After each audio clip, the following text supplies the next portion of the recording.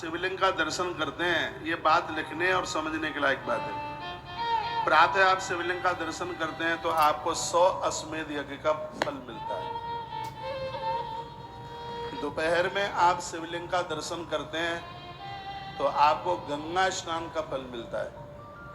और संध्या के समय आप शिवलिंग का दर्शन करते हैं तो ब्रह्म हत्या जैसे महापातक भी दूर हो जाते हैं। ताली मरी मराई बजी है तो मैं श्लोक बोले देता हूं। फिर कितना सुंदर प्रमाण दिया है, वर्णन किया है कि प्रातः स्नात् पामुनि श्रेष्ठा शिव तीर्थे सुमानवा अश्वमेध फलम प्राप्य रुद्रलोकम स गच्छति। प्रातः स्नात्, प्रातः नहाने के बाद जिसने शिव पिंडी का दर्शन कर लिया है, शिवलिंग का दर्शन किया, अश्वमेध फलम 100 अश्वमेध फल, 100 अश्वमेध यज्ञ का फल उन्हें प्राप्त होता है। और मरने के बाद में रुद्रलोकम से गच्छति, भगवान शंकर के लोक के लिए जाते। फिर क्या कहा, मध्याह्ने शिव तीर्थे स्नात्वा भक्त्या सकिन्नर। बनता नहीं है, नहीं तो इसमें ये लिखा है कि सुबह नहा के शिवलिंग का दर्शन करें, दोपहर को फिर स्नान करके शिवलिंग का दर्शन करें और शाम को भी फिर स्नान करके शिवलिंग का दर्शन करें। यदि ऐसा कर लिया तो गंगा स्नान समम पुण्यम लभते नात्र संशय। इसमें बिल्कुल संशय नहीं है। घर बैठे दोपहर में शिवलिंग का दर्शन करने मात्र से गंगा स्नान का फल प्राप्त होता है। पूजा पाठ अर्चना कर लिए तो बहुत बड़ी बात हो गई, सिर्फ दर्शन मात्र से। सुबह स्नान के बाद में शिवलिंग का दर्शन हो जाए 100 यज्ञ अश्वमेध यज्ञ, दोपहर को फिर स्नान करके शिवलिंग का दर्शन तो गंगा स्नान, गंगा स्नान समम पुण्यम लभते नात्र संशय। इसमें बिल्कुल संशय नहीं है, गंगा स्नान का फल मिलता है। अस्तम गते तथा चार कृष्णात्मा गच्छे शिवम पदम।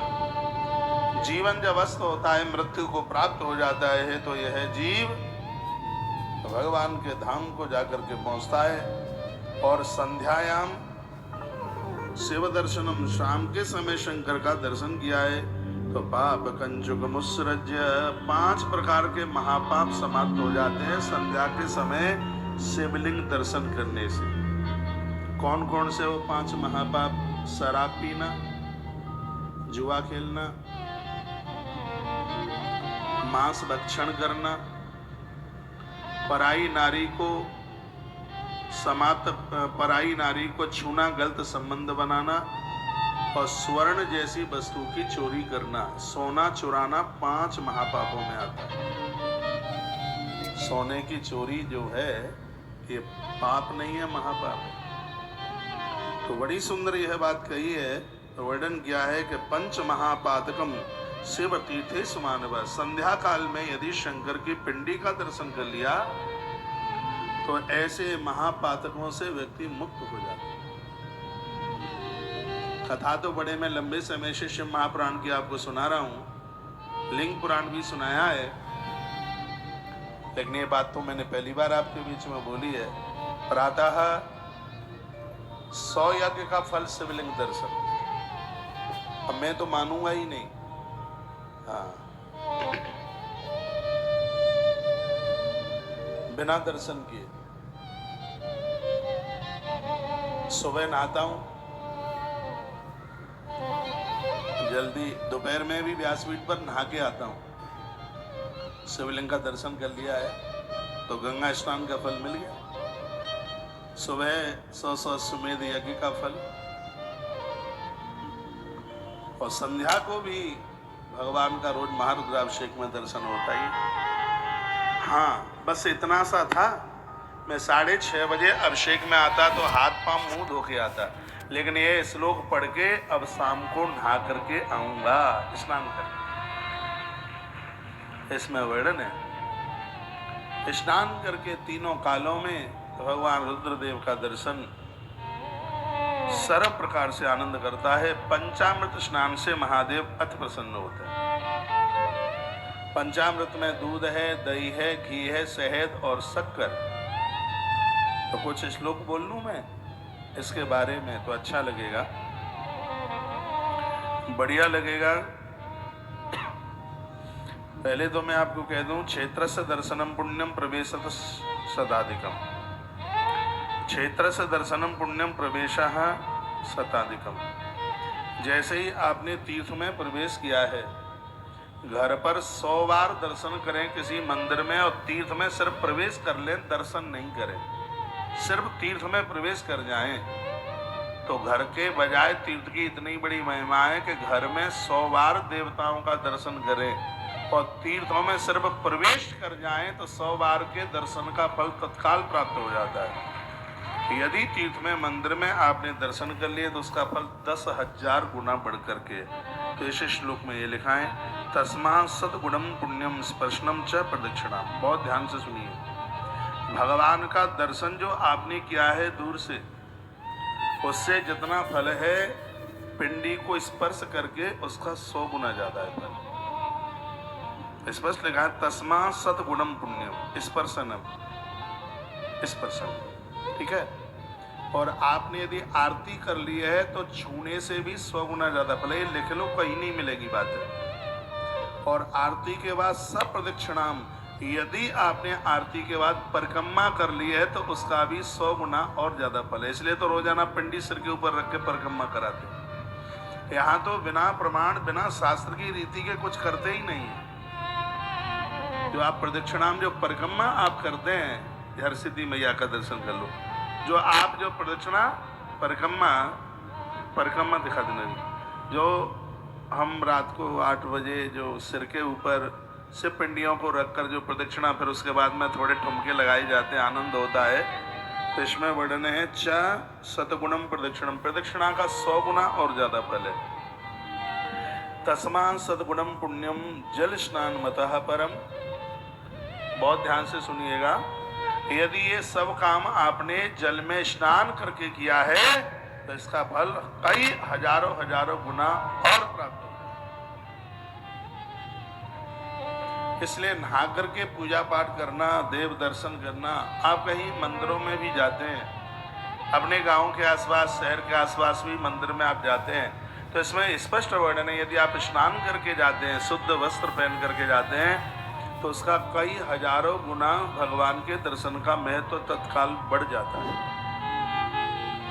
ये लिखा है। अब रही भगवान को स्नान कराने की बात।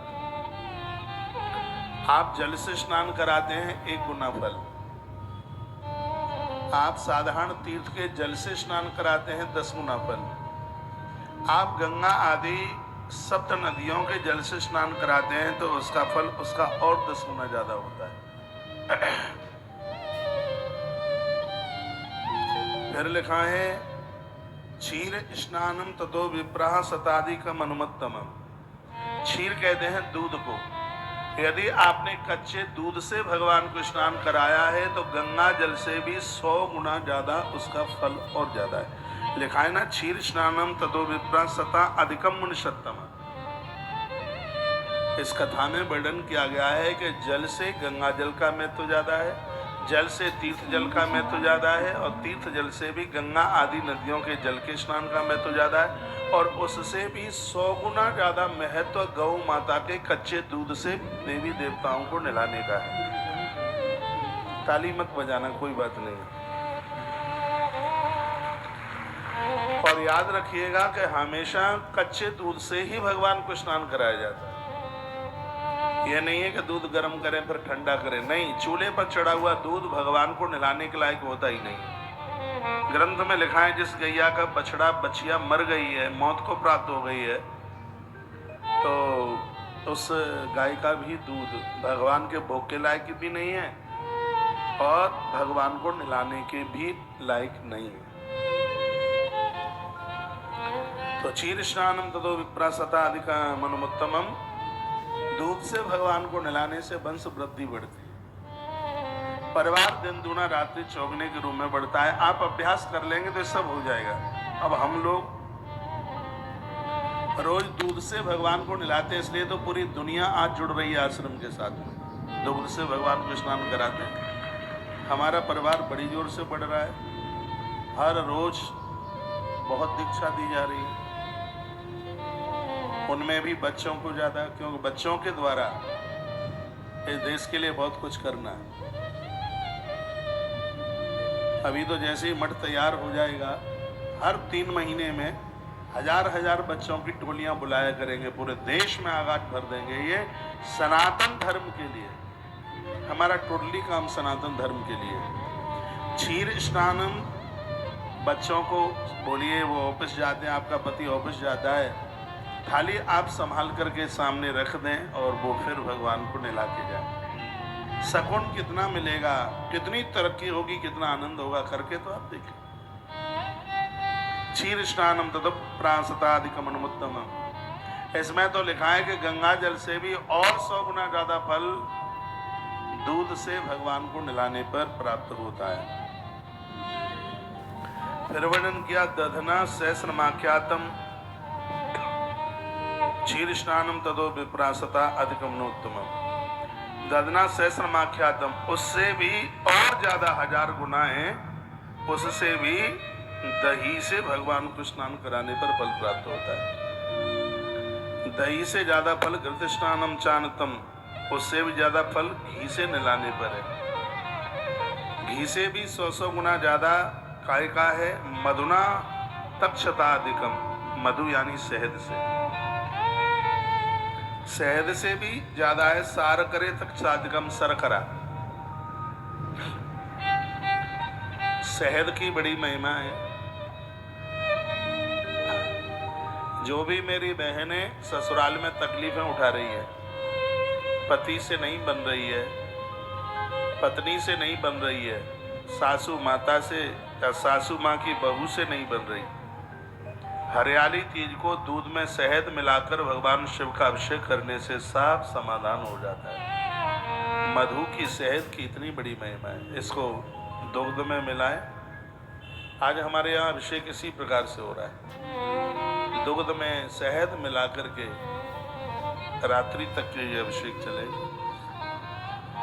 ये सिर्फ आपको बताने के लिए ही नहीं है, ये स्वयं भी करने के लिए।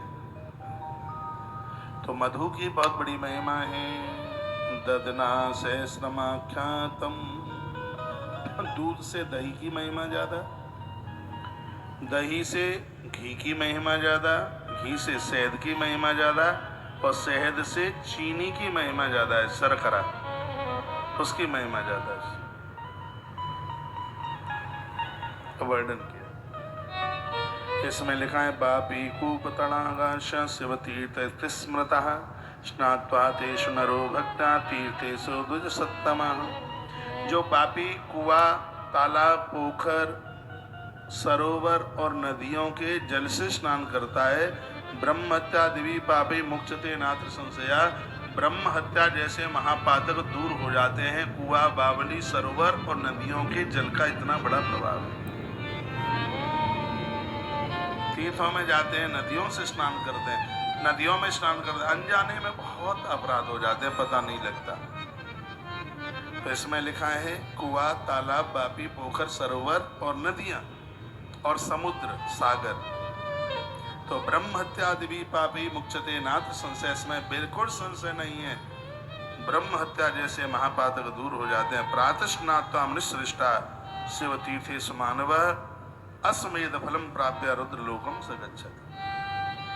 प्रातः का स्नान करके देवताओं का आप दर्शन करें, अस्मेध फलम प्राप्य, उन्हें अस्मेध यज्ञ करने का फल प्राप्त हो जाता है। 5 तरह के पाप समाप्त हो जाते हैं। वर्णन किया कि एक किसी कुत्ते ने सुअर का पीछा किया और सुअर पटरी से गंगा जी में गिर गया, तीर्थ में। जैसे वह गंगा जी में गिरा तो उसी समय वह दिव्य रूप धारण करता हुआ भगवान का विमान आया और उस पर बैठ करके वो चला गया। लिखा है ना, पुराथ सुकरा कश्चिद स्वानम दृष्टा भयात्यपि। श्लोक बोल रहा हूं। लिखा है पुराथ सुकरा कश्चिद स्वानम दृष्टा भयात्यपि, यानी कुतरे के भय से सुअर भयभीत हुआ और पानी में गिर गया, और पानी में जैसे ही गिरा तो गंगा माता के जल का ऐसा प्रभाव था वह अपने दिव्य रूप में चल के आया और शिव तीर्थ का इतना बड़ा महात्म, इतनी बड़ी महिमा, वो भगवान के दिव्य विमान पर पुरुष बनता हुआ वह बैठकर भगवत धाम के लिए चला गया। तो नदियों की, तीर्थों की इतनी बड़ी महिमा है अपने आप।